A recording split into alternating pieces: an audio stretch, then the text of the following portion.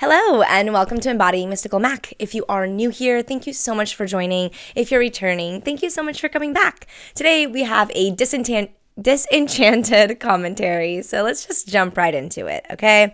First of all, I do have a disclaimer. I am the perfect audience for this film. So I was already inclined to like it and even give it passes for some of the things that I'm going to be talking about. Second point in this disclaimer, I'm very aware of what makes good film and good TV. I've been in the industry for a long time, and even now, not necessarily pursuing acting directly. Oh, my microphone has sunk. Okay, let's fix that. Sorry about that, podcast people. If you heard that and it was a little bit abrasive. Trying to figure out if it's still sinking. Okay. There we go. Okay. Anyhow. Okay. I know it makes good film and TV, which means that when it comes to the technicalities, I was saying that having been in the industry and even now not necessarily pursuing acting in the industry or producing or any of the things that I was doing before, I'm still in the industry of entertainment because I'm doing this. This is still entertainment, even though there's kind of a gray area between actors and musicians and celebrities, kind of like, reality celebrities and whatnot, and YouTubers, and influencers in general. I really do believe that line is starting to beyond blur, honestly. It's starting to kind of like fade into the background. I mean, Emma Chamberlain is a really good example of someone who started out as a YouTuber and went full on mainstream to the point where she's getting invited to the Met Gala, which there's controversy on whether the Met Gala is even like worth it, whatever. Not going to talk about that, but that's just a good example of that. So all that to say that when I come here and I speak about movies and TV, I'm very aware of what makes good material when it comes to those things. And when I give things passes, or when I give a movie a good review in spite of the fact that maybe it was, pretty cheesy and wouldn't maybe hold up in theaters, it doesn't mean that I'm not considering that. I just need to disclaim that because, I watch a lot of people who talk about film and TV on YouTube, and a lot of the people that I watch have a really good understanding of what makes good film and TV, which is part of what I love about watching them. And in fact, some of my favorite things that they do is talk about like bad movies and TV. Because even when the movies are bad or are not necessarily really great pieces of work or whatever, that person can still have an appreciation for it and share their appreciation for it while still allowing for it to not be the pinnacle of cinema. So all that to say, because I haven't really told you guys like a lot about my background in entertainment, but I've had over 10 years in it, especially if you count having been like a live performer from when I was little, not professionally, but I did many ballet recitals. I was very dedicated. I've always been a little performer, and I've always been an artist, and I've always had a really good grasp and mind for what makes art tick, what makes good art, what makes bad art. So with all that to say, this movie is not some masterpiece, all right? It's not this brilliant piece of work. In fact, it's really cheesy and had me groaning quite a bit of the way through, up until like halfway through. And part of why I stopped groaning halfway through is because the themes of the movie really got going, and they were kind of done setting in like the cheeseball jokes for the most part, and it just kind of like ramped up in all the right ways for me.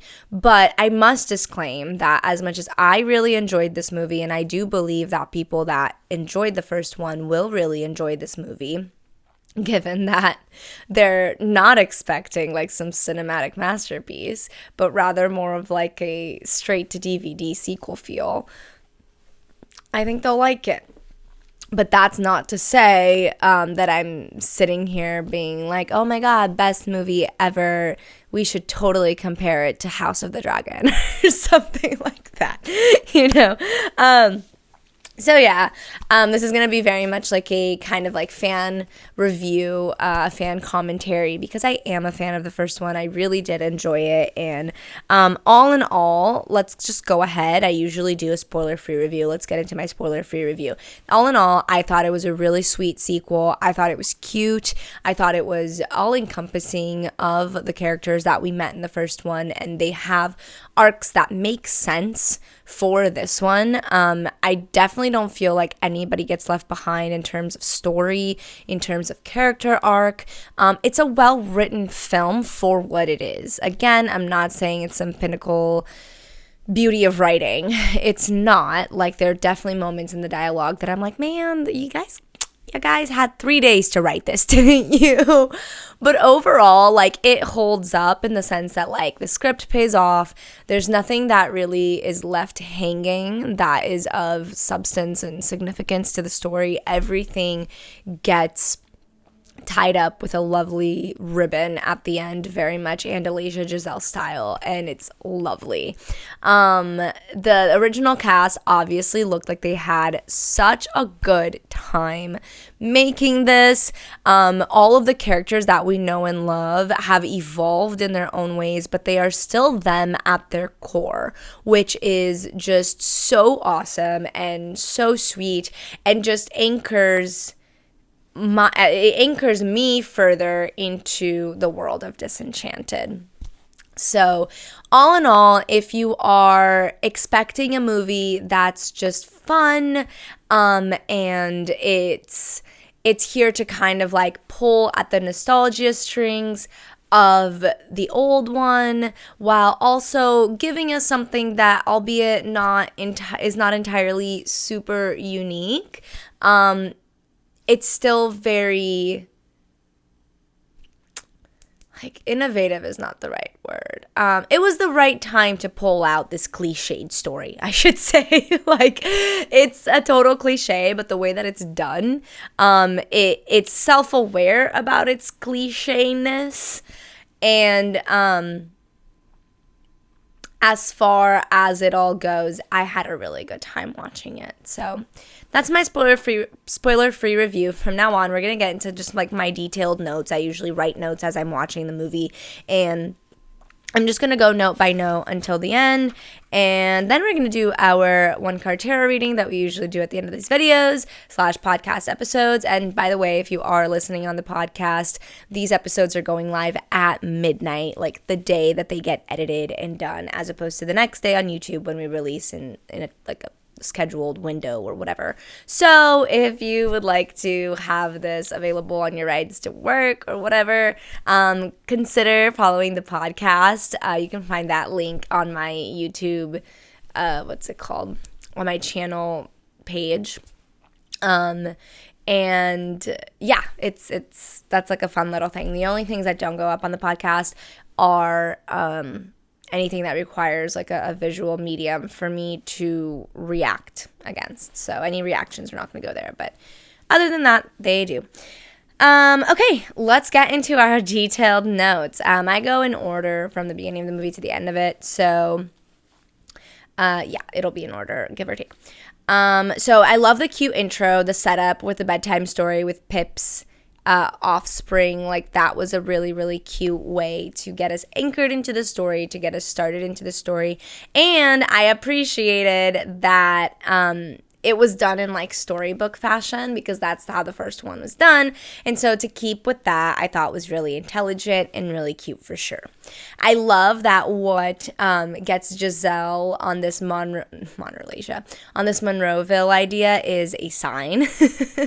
Just like the sign, right, in the first movie, the castle sign.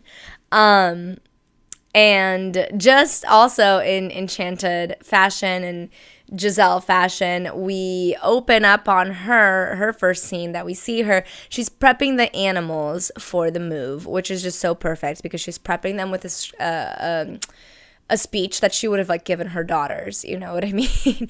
And don't come for me, like it's so good to prep your babies regardless of whether they're in utero, they're toddlers, they're teeny tiny infants still. Like please just prep your babies. Like this microphone is 100% falling down and it's pissing me off. Oh my god. Okay, anyhow, it's 100% good to prep your children for big changes, regardless of what those big changes are and regardless of how big or small your children are, because they understand. Like they genuinely understand. Even if they don't understand your words, they definitely understand your feelings, and that makes a very big difference. Yeah, and then that just like from a very early age also like gives you that sort of bond, that sort of trust, because they know that you will inform them of everything that they need to know, which is huge. Anyhow, yeah, that speech is very much reserved for like preparing your children for a move, which I thought was really cute and funny. And it just tells us like Giselle has really remained the same at her core. Like just like I said in the spoiler-free review, everybody's personalities, everybody's way of being, all their mannerisms, all those things. The only exception is Morgan, because she's like literally developing and growing. But like Patrick Dempsey's character, even like Nancy and Edward, right? From Andalasia, Nancy having come from the real world into Andalasia, like it's everybody is the same at their core, which is really, really, really lovely. I felt bad for the little baby actress for some of the scenes. She was having a hard time. But they did seem to like bond with her pretty well. Yeah, I always feel really ambivalent about little kids like that on sets, honestly. I mean, I do understand that a lot of situations like mom is there, you know, it's whatnot, but like, anyhow, there are plenty child star horror stories out there. Anyhow, okay. Authentic warmth from Teen Morgan was really, really sweet. Definitely had me in like a teary-eyed mode here, because authentic emotion from a teenager, kind of hard to come by. And that's like a big theme for Giselle, is like she doesn't, you know, in Andalasia, it's like everything is so perfect and beautiful, so that means that like puberty, you don't turn into a nightmare. I guess like puberty doesn't hit the same in Andalasia. Like you don't turn into an asshole. But you know what? For me personally, my teenager phase really came out in my early adulthood when I was like still living with my parents, because I was going to community college and it just wouldn't make any sense for me to move out. But yeah, I was like a pretty mild teenager, and then when I got to that age, that's when it came out, so that's interesting. But anyway, like that sets us up to really see the journey, right, with Morgan. It's like this teenager who's not believing in magic anymore, who doesn't give a shit about Giselle's Andalasia stories and things like that anymore, and it's really affecting their relationship, right, because Giselle, like she says in Andalasia, your happily ever after just stays, and so this world that we live in, the only constant really is change. And it's really difficult for someone like Giselle to embrace that. So it's really interesting how Giselle is kind of enamored by Malvina, which, come on, Disney, Malvina, like, come on, Mal. We did this for the Descendants, too. Mal means bad in Spanish. Are you kidding me? Anyhow. Grown number one. Obviously, Morgan's the only one with eyes who sees that this lady is not good news. And of course, she's going to end up being the evil queen in the fairy tale land, because, you know, that queen shit was really heavy-handed. It felt really bad for Morgan during the wand song. The FOMO was real, you know, feeling like she's not a true daughter of Andalasia, which you know that's going to come back. Morgan's first day of school outfit really sucks. Thanks, Dad, for spilling that coffee. Just cherry on top. Love how she says, like, oh, God, I'm really living the cliche when she gets bullied. And then she continues to live the cliche because she's the girl who just got bullied, who happens to catch the attention of the most popular guy in school. So I'm certain the movie was self-aware about this, and I actually quite enjoyed that part. It was cute. First piece of evidence for me that this script was not stupid, it was at best probably just rushed, was when the cricket resort pays off, right? She has this like seemingly throwaway line when they talk about how like they can hear all the crickets at night, and how she says like, oh, I bet they would really appreciate a resort, like a cricket resort. And lo and behold, a few scenes later, fucking Giselle making a cricket resort. And the cricket's having a great time, and I just loved it. So that was my first clue. I'm like, okay, this script isn't bad. It's probably just like really cheesy and corny at times because it was rushed and whatever. But that was funny. It was cute. Let's see. Heavy-handed use of the word wish by Malvina. Again, we're just rushed script equals really on the nose shit that probably could have been done more creatively.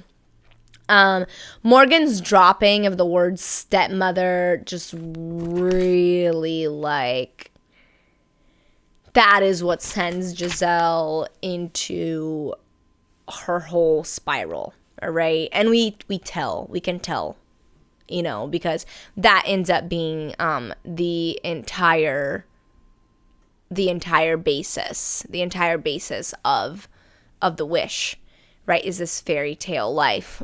But she does that from the feeling like all she'll ever be is a stepmother. So, again, not a bad script.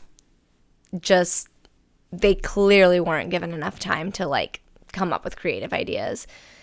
Which, unfortunately, when it comes to things like this, when it's a sequel, when it's a star-studded cast, especially the same star-studded cast with a few more star-studded additions from the original, like, you're going to have this vibe of like, oh, we don't have to try too hard.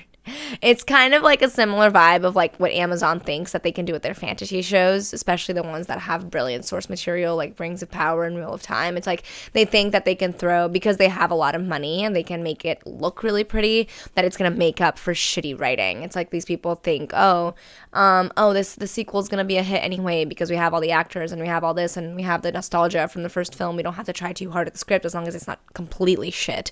And I'm like, if this script was done in a more nuanced way, while still being over the top and cheesy, don't get me wrong, I don't think you should remove that element of it. But if it was done more nuanced, I think it would be more appealing to people who maybe haven't seen the first movie and loved it so much, is all I'm saying. Amy is slaying. Like, Amy Adams is genuinely slaying the double situation. She's also slaying at bringing Giselle back. Like, Giselle never left the screens. So, pretty fucking awesome. Pretty obvious she doesn't read the scroll. Facepalm moment. We know this is all going to go wrong. The literal Beauty and the Beast furniture are very creepy. Like... the toaster and the whatever it was, the blender, whatever, creeped me out. But it was kind of fitting. Like, it still fit in this weird, twisted, real-life fairy tale situation we got going on. I love that she says in her line that it is almost like a fairy tale. We're about to find out why, right? What is this? Oh, yeah. So here for the big musical numbers. I love that they just went full on, all in with the musical stuff. Like, yes, fuck, yes. I'm so excited. Again, the songs, some of them could have been written better, but I just love that we got a lot of them. It was really fun. And I love that we got, like, the giant musical numbers that were very reminiscent of the original. In fact, the one when she first wakes up in her, quote, almost fairy tale life, in that, like, teal dress, very reminiscent of that teal dress that she made out of the curtains in the first one, when she has the "How does she know you love her?" that song. And like you could tell that they were catering the ensemble choreography as well, and like the set design as well, to kind of give you that like Central Park vibe that you got from that first one. So I thought that that was really, really fun, and the musical numbers just kind of, you know, keep carrying it, and I really, really appreciate it. It's also done in like true musical fashion and in true Andalasian fashion, which is when they sing, it's because like, you know, they're so filled with emotion and feeling and sometimes information, like the Wand song, that singing ends up being the mode of communication. The stepmother syndrome, that is what I called it before we realized it was a curse. Yeah, and it's really interesting how it's triggered by the clock. I thought that was, like the scroll says, like super cliche, but you know, it's classic. Again, it's not a bad script, and it's even self-aware. It's just rushed. They had to rush. The imitating the stereotypical wicked stepmother moments are really, really good. And in fact, Giselle does it in such a way that you believe her, and you're scared for Morgan. Like, you're like, oh my God, poor Morgan. Again, Amy Adams just fucking slaying, and we knew that she would, but come on. Pip turning into a grumpy evil cat like Lucifer from, like, there's a lot of Cinderella draws from or in this script, and you can tell, like, I mean, it's the best place to pull from, right? Like the most stereotypical fairy tale that you can think of, usually, especially when it comes to Disney, is Cinderella. Not even like their first their first feature film, which was Snow White. No, you tend to think of Cinderella. I mean, you do have Snow White-esque elements, like, you know, singing with the animals and stuff, but we can argue so does Cinderella. So I love that Cinderella's sort of like fit as the framework for the fairy tale life situation that we got going on. And yeah, Giselle is just killing at the wicked stepmother situation. And I really love the kind of not so heavy-handed use of the word wicked from one of Malvina's minions, where she's just like, oh, wicked, you know, when Giselle kind of like makes that first switch. And yeah, and we see it play out. Yeah, Pip turning into the grumpy cat. Love that. The Lucifer connection. The scroll is personified. Love that. I love that we actually got to see the personified scroll. Way more exciting than if Giselle just read it. We have to fight it so sweetly. I love that. Again, just a testament. Like, how many times I'm going to praise Amy Adams here? I don't know, but she deserves it all. Just a testament to how good of an actress she is, right? Like, when she goes into, like, evil, low voice mode, and then she's like, oh, no, we have to fight that. You're just like... Oh, I just love her. Let's see. The stereotypical song for Morgan... Love it. I love the making fun of the tropes, to the point where she, like, you know, sits down on that cart that's supposed to kind of like imitate Ariel's rock, and like water splashes behind her. Like, I'm here for it. I'm just so here for it. Again, praising Amy Adams for doing the switch so incredibly well. And it's especially apparent when we have other parts in the movie, especially later on, where you have that one where Morgan is like right in front of her and the camera pans like behind Morgan, and it's like Amy being the stepmother, and then Giselle, and then the stepmother, and then Giselle, like, and Morgan is serving as our differentiator, because every time we, like, you know, pan behind her head, basically there's a change. She is just doing amazing, honestly. Like, we knew she's a great actress, but this is just such a fun way for her to show that without it being such like a high stakes movie, like, you know, a rifle, which one of her best, by the way. Yeah, okay, sending Morgan through the well. I did not see that coming. What that means is that the wand, it will be our ultimate salvation, but it kind of won't be. Like, Amy wishing on the wand, Giselle wishing on the wand won't be our ultimate fix. And that's what we are told, essentially, by seeing that Morgan's the one who's going to have to break the curse, and her being sent through the well by Giselle in a moment of not being under the curse, right? So, yeah, I put here the wand maybe won't be the thing, maybe. Let's see. Costumes are so on point for everybody, but especially for Giselle in stepmother mode. Like, mwah, all her clothes. All her clothes. That gold one is beautiful, but I feel like Amy Adams' color is way more that red one.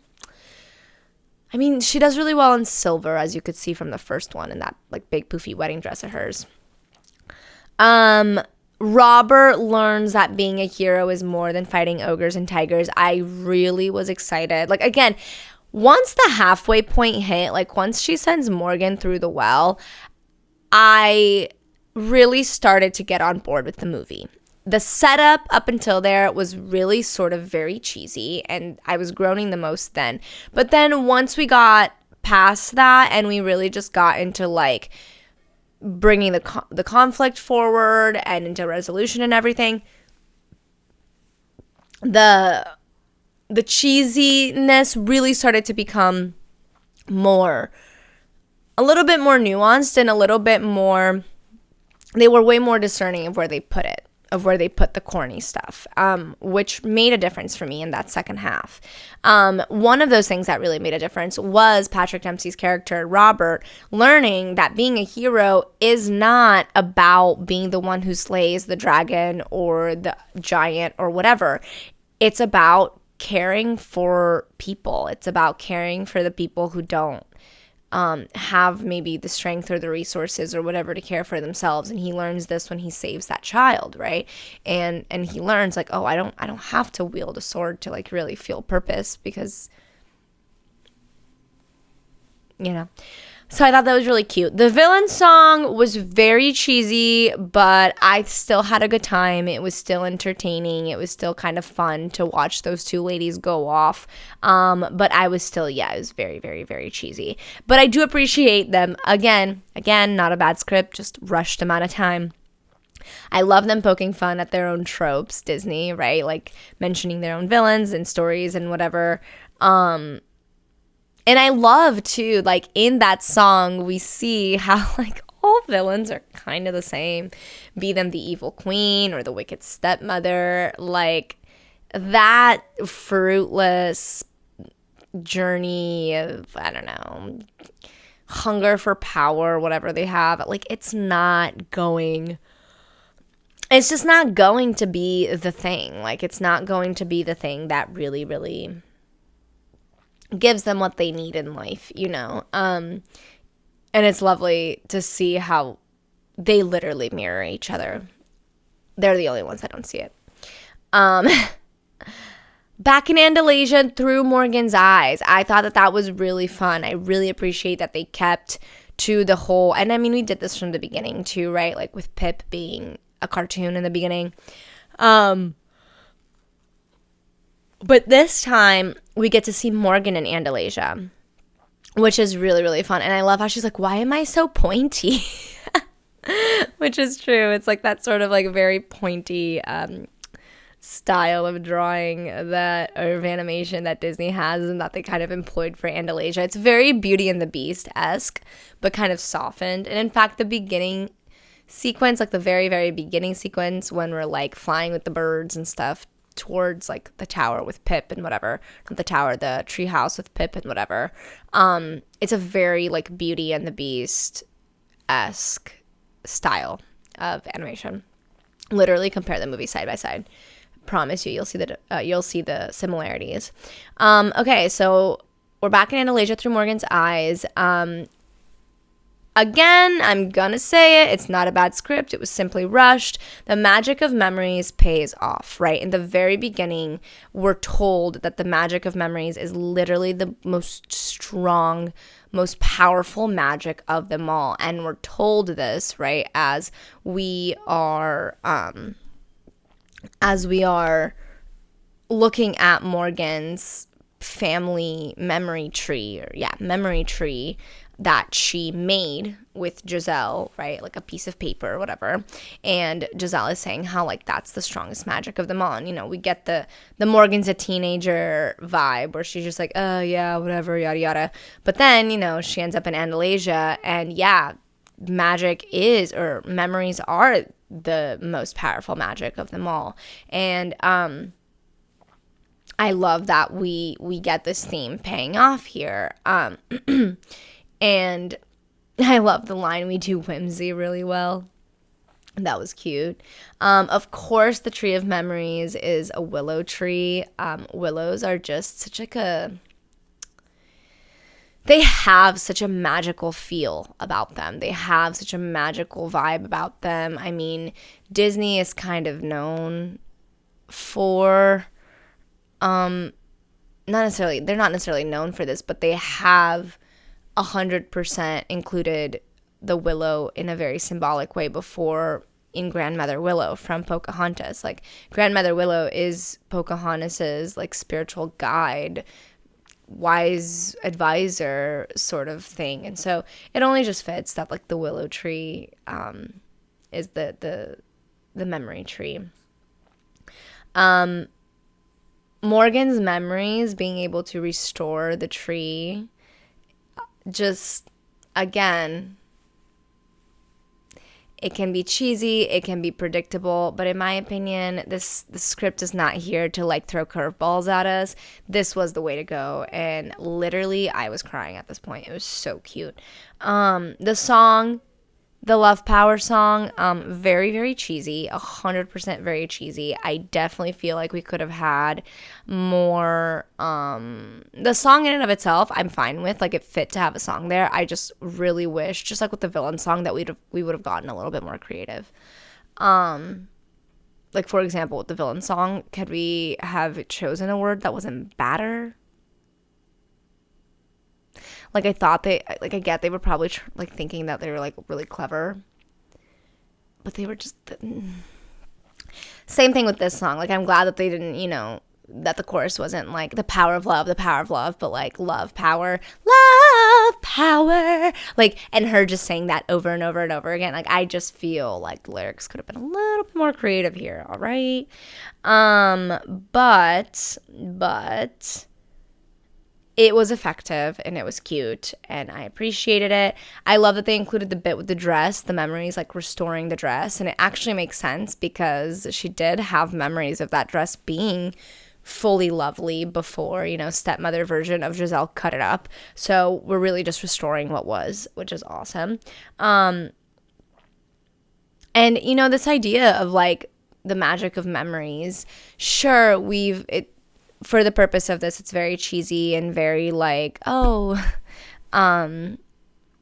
this is, like very fairy tale-esque.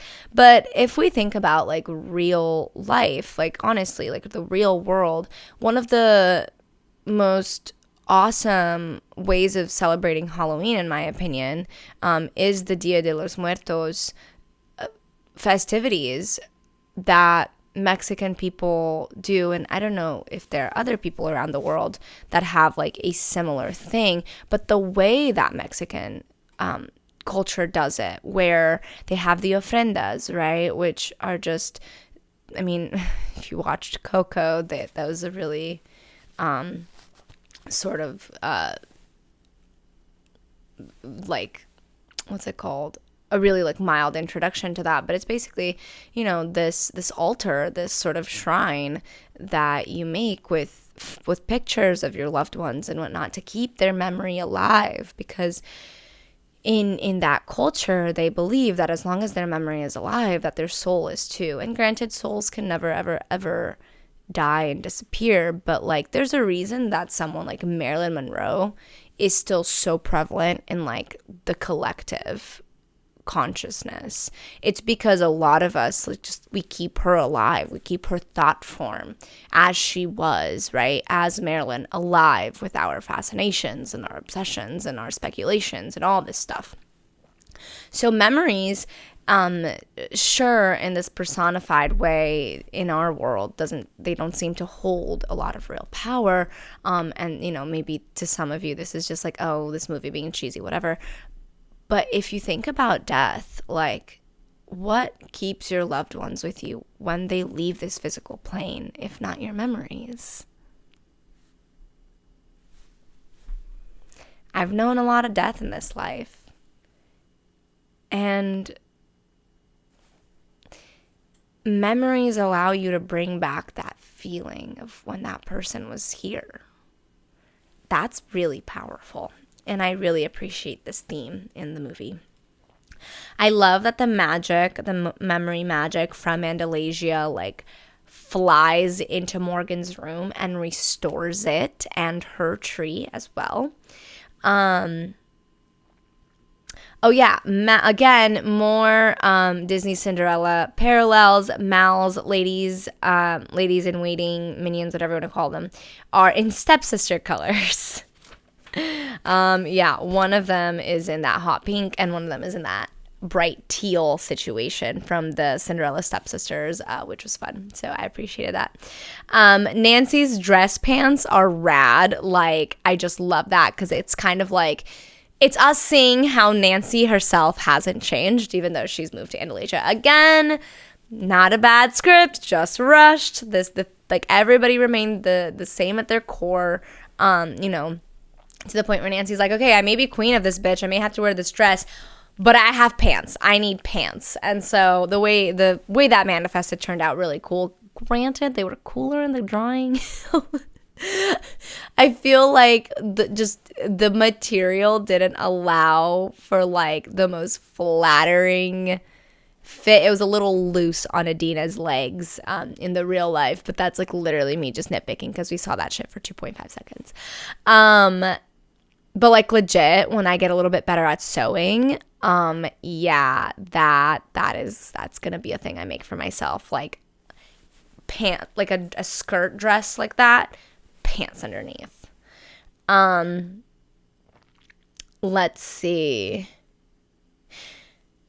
Again, to the credit of characters remaining the same at their core, even as the wicked stepmother, Giselle still fights like herself, right? When she's fighting Malvina, it's like she's turning stuff into insects, right? Like, she's giggling, and it's all still very, like, frilly and fun, even though it's very wicked, and she's obviously not good, kind-hearted Giselle anymore. Andalasia's thorny plants are really giving me Disney Dreamlight Valley vibes. Just want to throw that out there. I love that Mal doesn't end up being a wasted villain, because obviously, like, our main conflict is Giselle turning into a villain, but that doesn't mean we throw away Mal's potential, which I really, really, really appreciate. This movie was also pulling all the stops to have us not get to a resolution in the most easy, stereotypical way possible. Like breaking the wand, stopping the clock to stop the chime, because this is a fairy tale land and it's not about, like, literal timing. It's, like, literally about the clock chiming 12. Like, I thought those were clever little things. Yeah, just, I love that we pulled out all the stops to make us feel as hopeless as possible. Yeah, which you could say that's, like, super cheesy and whatever, but people would be coming for this movie anyway if things happen too easily. So that's kind of like a catch-22. Can't really win there. Again, script is good, just rushed. The true daughter of Andalasia shit, it pays off, right? It pays off with Morgan realizing that she is a true daughter of Andalasia because Giselle is her mother, because that is all that matters, is as long as Giselle is her mother, that's what it is that makes her the daughter of Andalasia. Infinity War vibes, when everyone feels like their magic is, like, shimmering away and off of them. Yeah. Let's see. What ends up saving the day is a perfectly simple wish, which I just love that. I wish I was home with my mom. Of course, it ends up fixing the house, which is rad. It ends up making the house a home, right? Instead of what it was before, which was a very much not homey fixer-upper. I love that we're given an explanation for others remembering and furthering our anchor into the magic system of this world. I always appreciate that when they give us concrete reasons for things. Again, not a bad script, just rushed. I'm certain of it. Giselle and Mal becoming friends really, or not even really becoming friends, but like seeing that start to bud is really lovely. And I even love like Maya Rudolph's line of like, oh, we're hugging. And, you know, like the reaction shots from her minions. The one trying to sit in her chair and her being like, that is still not your chair. And then the other one, like, looking at the other one, being like, oh, my God, like, she might not be a terrible person anymore. We'll see. So I thought that was cute, and I'm glad they made room for that. I mean, those are, like, great actresses in their own right, and I would be very surprised if the script didn't make time for that. I love the ordinary fairy tale ending. How, you know, it's Robert opens up his own practice so he doesn't have to ride the train anymore. They're settling into their town really well. Giselle is able to join a committee and feel useful and part of the community. You know, Morgan is finding her way and getting to know Tyson and stuff.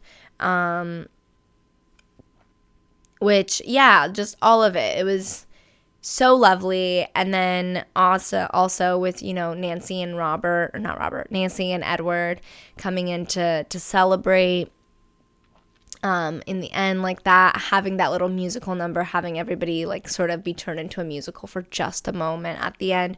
I thought that was really cute. Like, yeah, I put here Robert resolves his identity crisis. I love that. I really did love that because, again, his like journey started really cheesy, but it's real, right? This idea of feeling like you're just gonna be a commuter for the rest of your life and wake up at 5 a.m. and this and that. Like, my parents did that shit, and it's like when you commute for 2 hours every day, meaning 2 hours there, 2 hours back, so technically 4 hours every day, or you have to take a train that's an hour and a half every single day into like a busy city, and you have to wake up at 5 to get on that train, like, it's a lot, and a lot of people just are not built for it. Like, honestly, that's one of the brilliant things that, you know, the freaking global situation we all went through is it's really helped. At least here in the United States, things are not necessarily at a place where I would want them to be, but we're way more aware of like hybrid work is actually feasible in more places than it ever used to be before. People are actually aware of the fact that people can work from home and still be productive. Like, it's great because that whole like commuter thing, like, it can take a real toll. And I appreciate how Robert's identity crisis gets resolved to the point of like giving the sword back, you know, not necessarily doing it, but saying like that Edward can have the sword back and whatnot. Like, again, there's nothing in this script that didn't pay off. Like, everything that was of importance that I would have been like, oh, that's a little weird. Like, I probably would have in retrospect been like, oh, why didn't Robert give the sword back if he didn't need it anymore, you know? But again, like, everything that needs paying off gets paid off, which is just really awesome. And I really, really appreciate that. And then again, I'm going to say it, the ending reprise was really lovely. It was really cute. I love that we end on everything more enchanted, right? Whatever. And yeah, it was just, I thought it was really sweet. Like, I thought it was a lovely movie. I definitely feel like it got better once we reached the halfway mark. But yeah, I'm going to stick with my hypothesis that this script was well written. It was just rushed. And that's the same for the musical numbers and stuff. Like, they had good premises, they had good foundations, but they rushed them at times, and that just made for like more mediocre work. But as a whole, I really do believe that, you know, as a straight to DVD, or now in our world, I guess it's straight to streaming sequel, this holds up, and I think it's really cute. So if you really enjoyed the first one, I really do believe that you will like this one. If you're someone who didn't really care for the first one, you're probably not going to be into this movie. And that's totally okay, because it's honestly probably not for you. We've finally come to this part where we do the tarot card reading. I am a tarot reader, so I pull a card just with the collective intention of what it is that we need to know right now, hear right now. And if you want a little bit of information about a personal reading that is just centered on you and your situation, I will give you that information right after this. So I'm using the Tarot of the Divine. It's one of my favorite tarot cards or tarot decks. And I always ask for a message that we could all use right now. Okay. We've got the Two of Wands. Ooh, okay. So, well, we've got the Two of Wands here. So, first thing that I see here is I see grapes. This time, instead of going into the detailed information of like what the Two of Wands necessarily is technically, I'm just going to go based on the photo. I'm getting very called to go based on the photo here. I am going to mention the number 2 because it is very much represented here in the sense that it's a number of duality. And in this case, it's a number of like opposites, but not necessarily opposites that don't complement each other. It's just opposites that are, and they can complement each other or they cannot complement each other. This could have something to do with a literal being in your life, that it could be a partner, it could be someone you live with, it could be a best friend, like whatever. It's a person that you're in close proximity with, be it emotionally, mentally, physically, one of each, whatever. And perhaps you're experiencing a lot of duality with that person right now. Maybe it feels like you guys are like on opposite ends of everything. But the fact of the matter is that the duality in this card complements itself. It exists. It all exists in the same world, and not even in a way of like opposites. It all exists interdependently. So this card kind of calls us to look at what connects you as opposed to what separates you, because in whatever situation that this is resonating to, being aware of what divides you might be good information, but it's not going to be the piece of information that really helps you problem solve or really helps you get to the outcome that you're trying to get to in this situation. If this is not pertaining to a person in your life, this could be aspects of yourself. I talk about aspects a lot when it comes to readings because a lot of my readings are very much centered in inner work.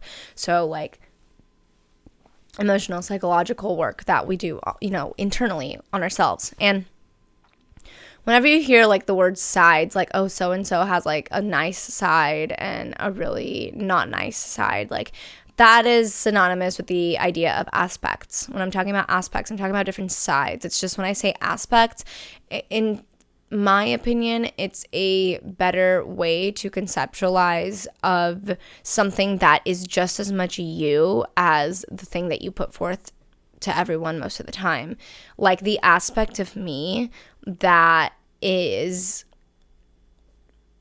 really critical and at times even really harsh is just as much part of who I am intrinsically as the aspect of me that's really compassionate and really kind and sometimes even kind of like pushover-y, right?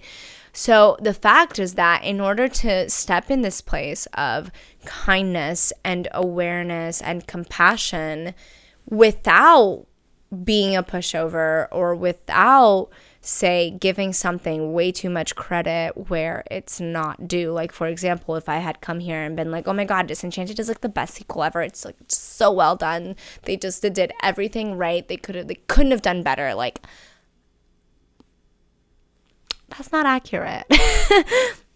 And the part of me that's really, really critical plays a huge part in having an active conversation with the part of me that's like, oh my God, fangirl, everything's so cute. And being like, okay, but like they could have done this better and they could have done this better. And like, come on, let's remember we were growing here. So like, let's be honest, right? Let's bring both to the table because they both have a place. That is what this card is all about. We're talking about wands here. So, oh yeah, I talked about the grapes. Grapes are really interesting, especially in this card right now. I'm just getting the grapes. They can make wine. They can make grape juice. They can make grape jelly. They can just be lovely to eat by themselves. But grapes, like, they also bring this sort of air of royalty around or about with them, in my opinion, because whenever I think of, like, gods or like monarchs, like being stereotypically depicted in like movies, TV, plays, whatever, they're like being fed grapes by their minions or whatnot, But, and so this is a very, whatever this is that's resonating with this, there's like a very like high-ranking place for it in your life. It's very important, whether this is inner self-work that you're doing or it's a relationship that's outside of you that you're dealing with. Like, this is a very important place, and if this situation is handled well, if this relationship is handled well and it's allowed to flourish, like, it can be incredibly, incredibly fruitful for your life as a whole. So, like, yeah, like, be mindful of this. Also, in this card, there's an ocean. There are a lot of ships behind this dude in the ocean. Here, I'll show you the card. It's pretty sure it's like a Greek myth. But for those of you that are listening on the podcast, you have a man that's kind of like not wearing a toga, but like wearing like the kind of like skirt version of it a little bit. In one hand, he's got a wooden staff. In the other hand, he's got what looks like a metal staff that looks kind of like a giant key.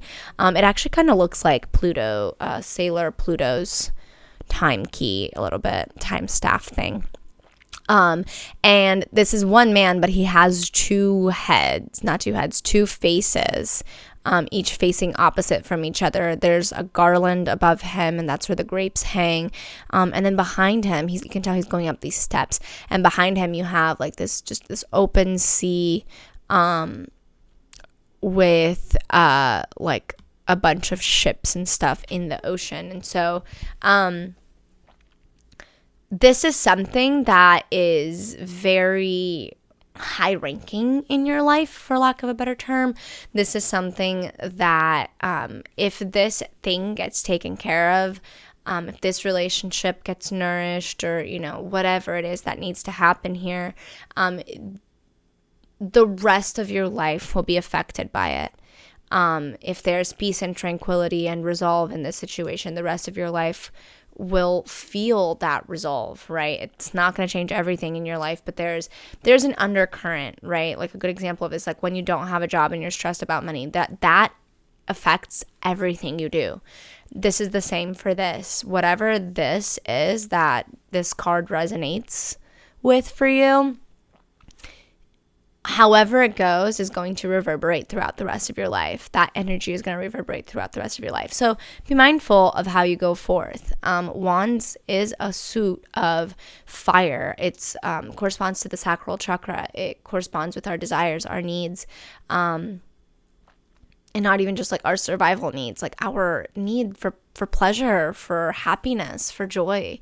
And so let your desire to express yourself as kindly but as fully as possible lead the way when it comes to this. This is definitely more of a matter of letting your gut speak than of like thinking the situation through until it's dead. I hope this helped. If none of this resonated with you, that is totally okay. Please just toss out everything that you just heard. And if it did resonate with you, and you're interested in a more in-depth reading for yourself or for someone that you know, go ahead and go to calendly.com/mysticalmac and you can book right there. Right now I'm doing 30-minute Zoom readings, and I'm doing them by donation. So we come to the end of the reading and you can decide what it is that you feel is fit to donate for the reading. Thank you so much. I really, really appreciate you being here, especially if you made it all the way to the end. And especially if you made it all the way to the end, please like, please subscribe, and please click that bell button, because I do post regularly, but I don't post on a schedule. And even sometimes like this, when there are timely things that happen, I don't always get the video out right away. So I appreciate your patience with me on that. And again, if you haven't liked, subscribed, click the bell, please do so. And I will catch you very, very soon. I've got some things to record still. I did record my Elementals trailer reaction, so that's probably up for you to check out. And chances are this outfit might make an appearance in the Inuyasha videos, because there's a good chance I might be making that tonight. So anyhow, thank you. Stay mystical, stay grounded. And if you did see Disenchanted, let me know what you thought down below. Do you think I was too harsh? Do you think I was too nice? I feel like most people are going to think that one. And what did you think of the movie? Please remember to be kind. This is all love here. Stakes really aren't that high at all. And I'm just really grateful that we get to have this community, that we get to talk about these things, and that we can enjoy movies that, aren't so high stakes all the time. Yeah, stay mystical, stay grounded. I'll catch you next time. How does she know you love her? The original will always slay.